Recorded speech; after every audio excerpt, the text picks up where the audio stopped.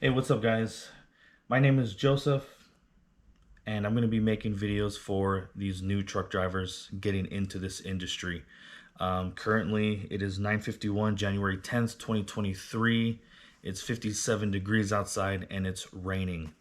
At this point in time, I am going to start my first day with Swift Transportation. I will be a Western Regional driver, and today I will be starting with my mentor today. I should meet him in just a couple of hours at 12 o'clock. I want to start making these videos, like I said, for these new truck drivers getting in the industry. It's pretty tough to get a job right away, depending on where you go. I live here in Upland, California, and I applied to about 30 to 35 places to be local. I really wanted to stay home every single day, come home to my girlfriend. I have a dog, and I really don't like being away from home for too long. It's just very uncommon for me. Now, out of all these jobs that I applied to, out of the 30 jobs I applied to, I got one interview, which was for Amazon Freight. It was my understanding that they hire anybody right off the bat, but they really don't. And that was my first like wake up call that it's not that easy to get a job as a lot of people say it is. You have to have experience. A lot of places, they don't want to hire you if you don't have 6 months to a year of experience, and it's kind of difficult. And I'm going to just be recording my journey into the trucking industry. There doesn't seem to be too many trucking companies in Upland, but near the Fontana, Ontario areas, there's just trucks everywhere. And a lot of those places are like these mega carriers out here. There's a lot of local places too, but all the advertisements they want, minimum 6 months. I've seen minimum up to 3 years before you can be considered for the job. So it can be tough, but it's not impossible to get a job out here. You just have to really know, basically have to know someone to recommend you to get the job if you want to be local right off the bat. Okay, so really quick, just a background of myself. I come from a background of retail management. I was there for about 5.5 years. It's just something that I really enjoy doing. Um, Running the store each and every day. Any problems have to go through you. Your higher ups, they want to see how you perform and how you're running the store. And having to prove yourself each and every day, and having a challenging job, especially dealing with the customers. You guys know how it is with these customers, these Karens, whatever. Um, you know, Showing up to work every day and improving myself and improving my store and keeping a good relationship with my fellow employees. It was definitely fun. Like I said, it's challenging at times, but when you see over the long run, how you've developed and how you've developed a store, it's definitely very rewarding. However, I could not see myself, you know, being in retail management till I'm 55 years old, 60 years old. It's just not something that's very, reasonable, especially right now. There's a lot better ways to make money. And, being in retail management, there's money if you're really higher up, but, store manager and below, it's kind of hit or miss depending where you go. So I decided to get my CDL, um, just because my father was a truck driver for 43 years. He just retired last year, and trucking took care of the bills, and it'll take care of the bills for you. It will definitely put food on the table for your family, and whatever. Even if you don't have a family, if you want, maybe a semi-luxurious lifestyle, you want to have the nice cars, you want to have either a decent apartment, or you are thinking about becoming a homeowner. This industry can do that for you. It's it may not come right away, especially for your first couple of years. It's going to be tough, and obviously it's not from experience. This is from what I see on other YouTubers out there and people documenting their journey. Um, but after a couple years and you start just moving on to better and better companies, you can start making 30, 40, $50 an hour depending on what you do and depending on your endorsements. Currently I don't have any endorsements. I'm going to be starting with Swift just dry van. It's just your standard 53-foot trailer, so that's going to be really fun. um, so I want to talk about how the process went with Swift. Like I mentioned, I applied to about 30 local positions. Almost all of them, basically 29, did not respond to me. Even, me following up with a job, most of them either didn't answer their phone. That's a weird thing in this industry too. People don't answer their phones for some reason. Or maybe they're just busy, or I have no clue. So I called back a bunch of places, and they said we're not interested in you.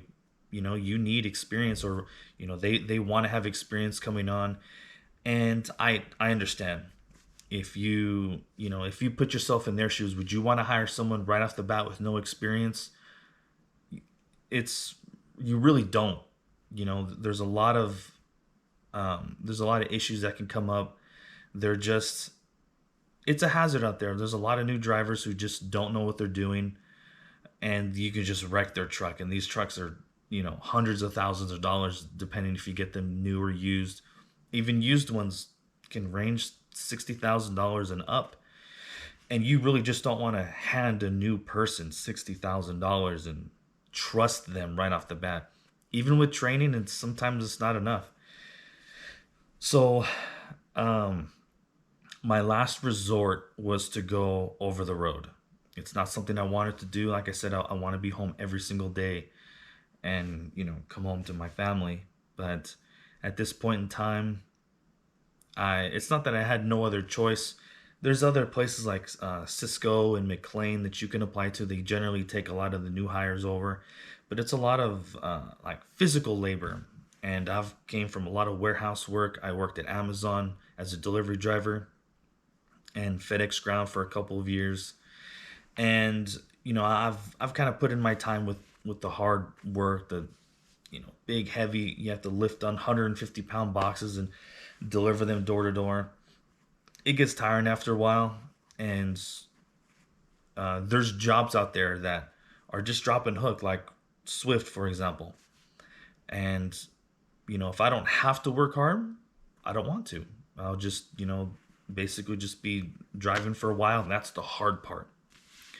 So back to how I started with Swift. So after these 30 jobs kind of just declined me, and they just basically wanted nothing to do with me as a rookie truck driver who just got their CDL and ready for work, I applied for Swift on Indeed. Now, Swift, it depends how you look at them right now. They could have a reputation of a lot of their truck drivers just get into accidents, and they may not be that smart or whatever you see. But if you really look at these videos online, it's just lack of common sense. If you know what you're doing and you're not going to take risks, you should be able to easily drive these trucks. Don't do something that you think may be risky. And a lot of these times, just get out and look, especially at these truck stops. From what I see online, they just kind of go for it, and maybe they're blindsided, and it's just not worth it for me, at least. I'm pretty sure you guys will see that I will just get out and look. It doesn't hurt. And who cares if who's looking at you, and maybe who's judging you. You will literally never see that person again in your life. So just be on the safe side. Okay, so when I applied for Swift on Indeed, they called me 4 days later. And what it was a recruiter from a third-party company that Swift uses to reach out to potential new hires. And they kind of break down what position is available. They ask you questions. What's your experience? Did you go to school? They want to know what trucking school you went to, and they want to ask you, just a certain amount of questions, just to kind of, feel feel you out as a truck driver. See what you want if you're a potential fit. If you are, it's just not really that hard to get into Swift. They will start the hiring process with you. They'll send you, a ton of emails. They'll start sending you a lot of online training, and it's kind of a lot. They call it tracks. So there's two tracks that you do. It's basically like two modules, and the first one has 27 videos. They're anywhere from 10 to 15 minutes long each video. There's 27 on the first track, and there's 31 on the second one. That's the first hurdle that you go through when you're onboarding with Swift, is that training. Once you get that training, then they want to get you into orientation right away. So when I finished my online training, I had orientation about the following week. And it was a really cool process. I had a lot of fun doing it. I was there early. They wanted me there at 7 a.m. And there was supposed to be there's supposed to be 8 drivers in total getting hired to be onboarded with Swift. Now, only 6 of them showed up. And that's pretty standard in this industry. If you can find someone that makes more money, you just want to really go there. So there was 6 of us total, and we started from 7 to 4. It wasn't really that long if you really put it into like the classroom time. They'll ask you for your documents. They want like your ID, your social, the birth certificate, that proof that you can work here in the U.S. Just stuff like that. Just standard procedures getting hired at any other job. And from there, they took me out on a road test just to basically see how I can handle the truck, which I did perfectly fine. My instructor that I was with was really cool. He was actually really surprised of, how I handled the truck for my first day, like my literal first 20 minutes driving. So that was really cool. They took all the other drivers out, and that took a while. They provided us with lunch. They gave us a little slip. You can choose, and I think it was like 15 or 20 different meal options. It was really cool. You can just pick whatever you want, any drink you want. So they do feed you. You're not going to be there long enough for like dinner. Like I said, mine was from 7 to 4. And orientation is supposed to be a 2-day process, but we actually finished it in just one. So your case may be different depending on maybe how many people are there, or which terminal you go to. They might be a little more thorough than others. So in orientation, basically they're going to start off with their expectations, what they expect of you as a new driver, what they want to see from you. They want to, show you how to be safe and really explain that to you. Their biggest thing is to be safe. Right now, California is getting like a lot of storms coming in. We're getting a ton of rain, and especially up north, they're getting a lot of snow. So they tell you, if you don't feel safe for whatever reason, shut down. So it's really cool to see that right off the bat. If you don't feel you're safe, they're totally willing to work with you. If you feel like you need to shut down, I guess you just talk to your dispatchers and just basically explain the situation. So from there, they show you even more videos and just how to be safe. They really focus on that. Then they had a driver come in who's been with the company 25 years, and he was just there for us to ask him questions. It wasn't really that big of a thing, and after that, basically we went home. And they told us just wait for a phone call. We'll call you when a mentor is available. So for the mentor process, your position that you choose with Swift, for example, mine, I'm going to be out for a week and I'll be back for 34 hours, right? That's my account that I specifically will be driving once I go solo. But when you're with your mentor, you are running their account. For example, my mentor is going to be out for 2 weeks at a time. So I have to run with him for the 2 weeks. If your mentor is out for a month, guess what? You're going to be out for one solid month. and you'll be back for 4 or 5 days or whatever they have you back for, but you're running on their account, so just keep that in mind. I tried to request a mentor that had a similar home time to me. It doesn't hurt to ask. But I got a mentor that is out for 2 weeks, so that's not a big problem. It's not an issue at all. I'm pretty excited. I'm fully prepared. I have a bunch of clothes. I brought a bunch of food that does not need to be microwaved, and I'll go over that in future videos of what I brought. So maybe I can help you guys out who maybe don't know what to bring. Some of the trucks have fridges, some of them don't. Most of them do not have a microwave, so you're pretty limited on some of the food options that you have. You can bring all the snacks in the world, but you need to eat a good meal, right? So that's a little bit difficult. So I'll go over that in another video. But as far as the intro here, I think I'm gonna stop the video right here. Like I said, getting into the truck driving scene, it's not impossible.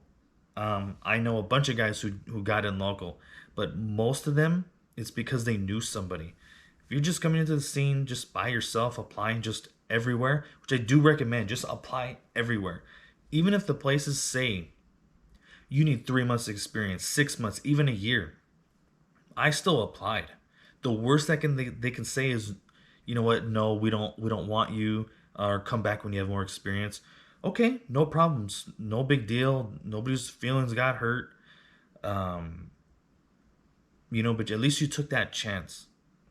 If for some reason, they said, you know what, I think we can work with you. Let's train you for a couple weeks, and you end up getting the job and you're local, then great. You get to be home every single day, see your family. You can still come home and, cook for yourself and for the next day. And, so it doesn't hurt to take that chance. Just apply everywhere. I literally have, I think it was 32 places that I applied to. And I had one single interview, and even then I got declined.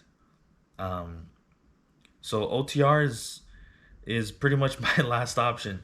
So I'm pretty excited. I hope to, I don't know about teach, but maybe just show you guys my process and my journey throughout the beginning of my trucking industry job. So we'll see how it goes. I think I'm excited. So, I hope that, if you're at home watching and you're thinking about becoming a truck driver and you're, maybe a little bit nervous, I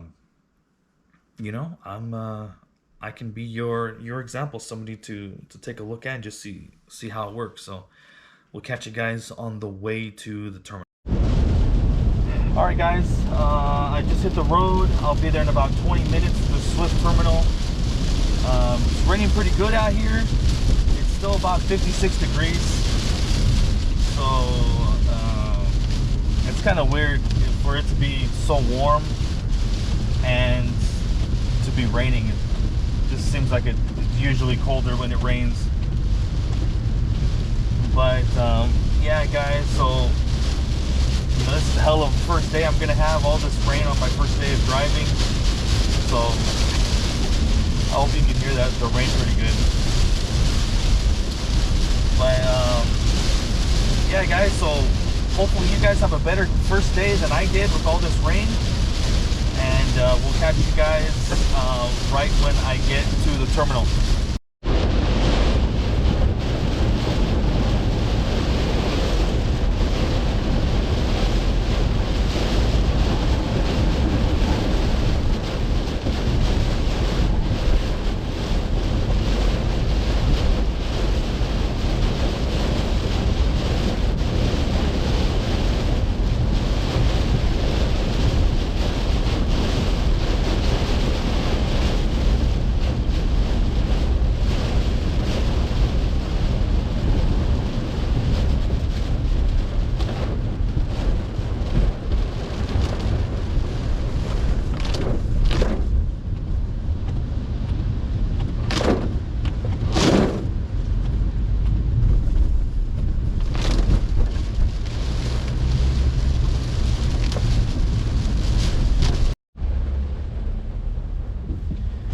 All right, guys, I made it to the terminal.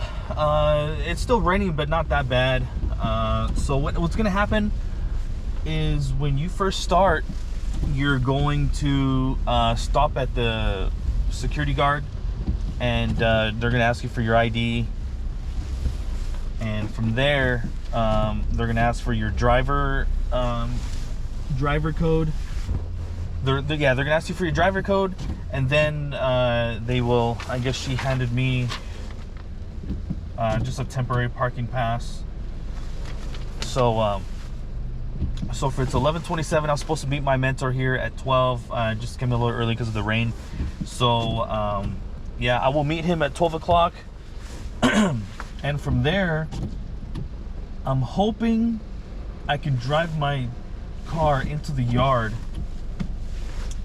so I can just put my bags in the truck right away, or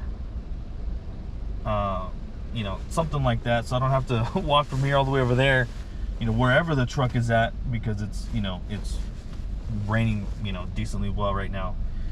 So at this point in time, Swift doesn't really want you taking videos, listening to music, being on your phone that much during your time with your mentor.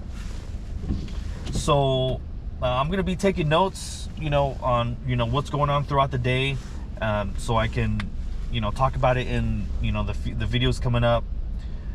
But for the most part, I will see you guys whenever. Who knows? All right, guys. Well, I was supposed to meet my mentor here at 12 o'clock.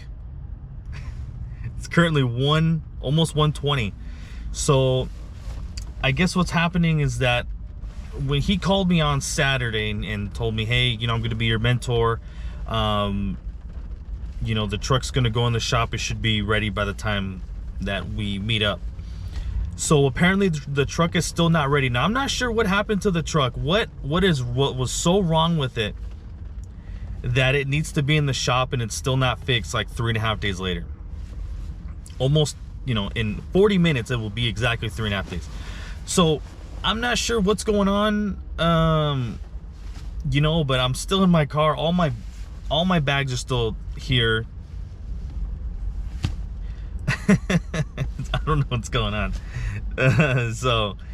We'll, at this point, you know, I'm just sitting waiting for his call. I've called him twice already.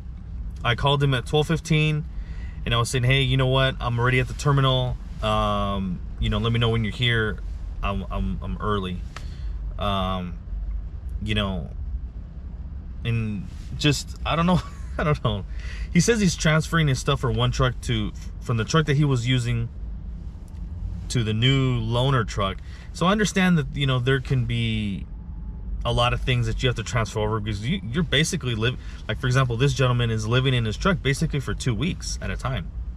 So I understand it's a lot of stuff, but I hope that your guys' first day goes a little bit quicker than mine. So you know, we'll see what happens. But like I said, currently it's exactly 1:20, so it's an hour and 20 minutes after I was supposed to first meet my mentor, and still nothing yet. So anyways, you know, hang tight. We'll see what happens in a little while.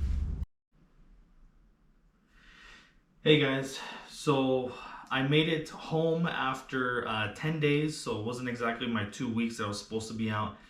But yeah, I was out for 10 days driving. I just got back yesterday, and it's very nice to be back home, you know, being away from you know, your family, my girlfriend, even my dog.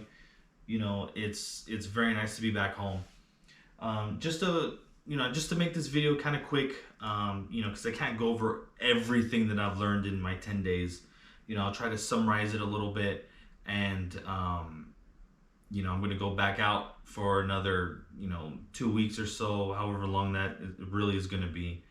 And after that, I will go through my upgrade with Swift, which is you go in and do, I think it's a 40 to 60 question test, which you will study your macros. Those are just basically codes that you send out to Swift to tell you what you're doing, if you're at a shipper, at a receiver, whether you're hauling you know, a reefer, you take your temperature. You will learn all that stuff. just take plenty of notes because it's a lot to learn at once. And I will definitely go through that with you guys when I'm on my own, because he doesn't really. I asked him if I can record, and he doesn't wasn't just really didn't give me a yes. So I respect his decision for not recording. So I'll go over the macros in another video on my own, hopefully in about 3 weeks from now. But starting out, pack your bags. Have everything ready. Don't be scrambling on the day that you're gonna leave. Bring extra clothes, extra underwear, extra socks, jackets. I mean, prepare for where you are going. When Swift gives you the phone number to your mentor, they might call you or they might want you to call them.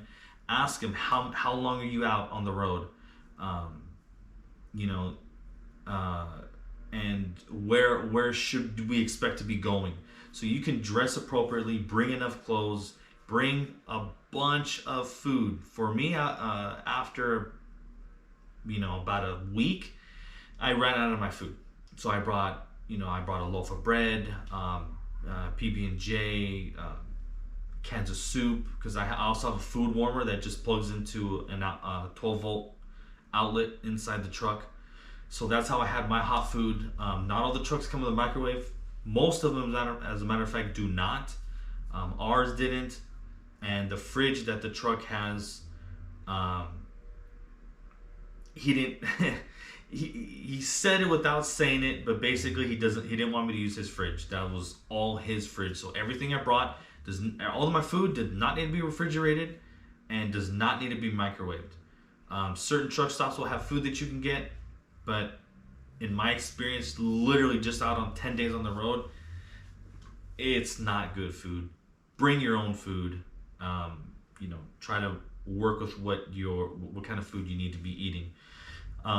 They're gonna throw you in the truck right away. You're gonna start driving right away, and you're gonna start driving and ask questions later. Basically, is what it is. You're gonna learn right away how to hook and unhook. My school, they didn't teach you that. It's not required by the DMV to teach you that. You will learn it very quickly, and it's very easy. That's something I'll make a future videos on. For all the new truck drivers. Even for me, I'm just learning. Sometimes I have to look at my notes still and say, okay, is this the right steps I'm taking? And I'll go over that, in a later video. But we went all the way into Cornell, Washington, all the way to Kuma, Idaho, and just everything in between. And going through Oregon, especially up to 5, we were going through heading into Oregon, and then just around Mount Shasta was just beautiful. And then heading up to Washington was just, at least the route that we took wasn't really that nice. Just dead grass everywhere. It just depends where you're going and at what time of the year. Going through LA, Nevada, heading up to Boise, Idaho was just beautiful. I don't travel. My family never travels. My girlfriend and I are not really interested in traveling. We just, like to do our thing, go to work, come back home, and, hang out on the weekends. But you will see some amazing things, and you'll see all kinds of stuff, not just nature. You'll see all these, these other mean truck drivers. I've already had another truck driver throw a water bottle at me. We were, driving at night, and he had his high brights on. And it's just cooking your eyes. They're just so bright, and everything is so dark. So your eyes are trying to adjust, and it makes you squint really hard. And, I flashed my high beams for him to turn off his high beams.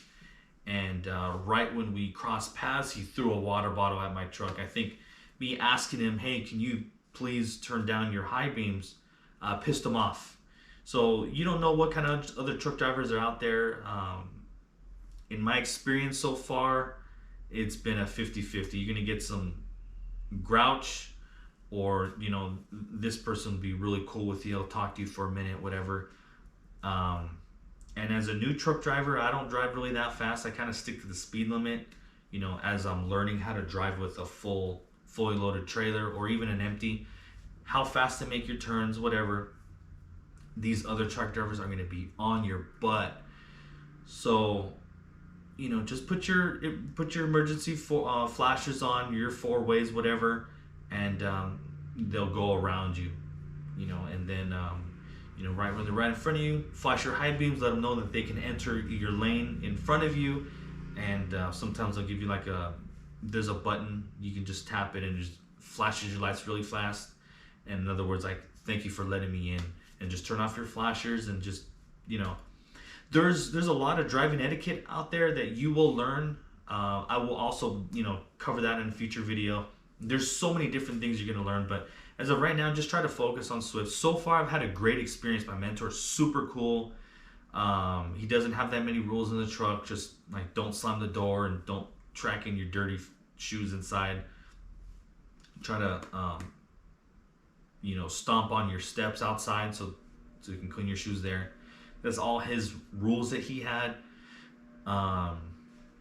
Bring a bed sheets, because you don't want to just sleep on top of the mattress. You don't know who else slept there.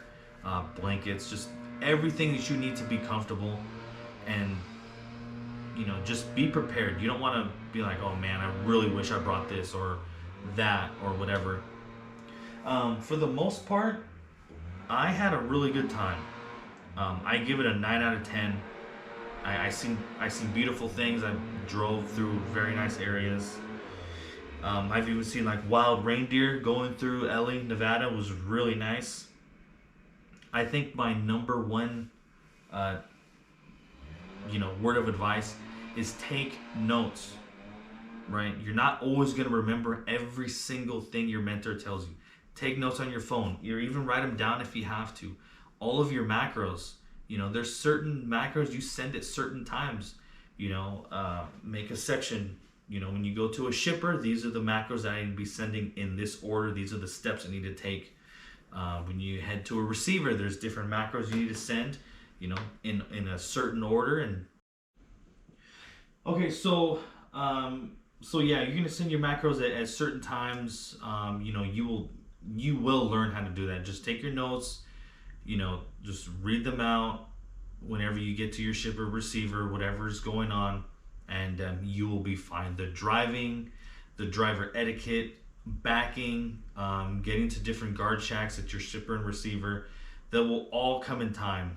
So, I can't really explain all that stuff right now, but I'm going to say my first 10 days, I give it a 9 out of 10. I've seen some really cool things. I've already gone through a few experiences, some close calls, some road rage. The guy threw the water bottle at me. It will change your perspective, on truck driving and how you take yourself, through this experience. So, with that, I'm gonna end the video. I'm gonna say so far my first 10 days out has been great. I've had a great time. It's been a great experience. After the next 2 weeks or so, or however long that really is going to be, we will, I'll check in and, I'll share my experiences then. And after that, hopefully after I upgrade, I'll take the GoPro inside the truck and show you around and, really start filming all of my experiences. But I think with that, we're going to close the video. And we'll see you guys next time. See if I can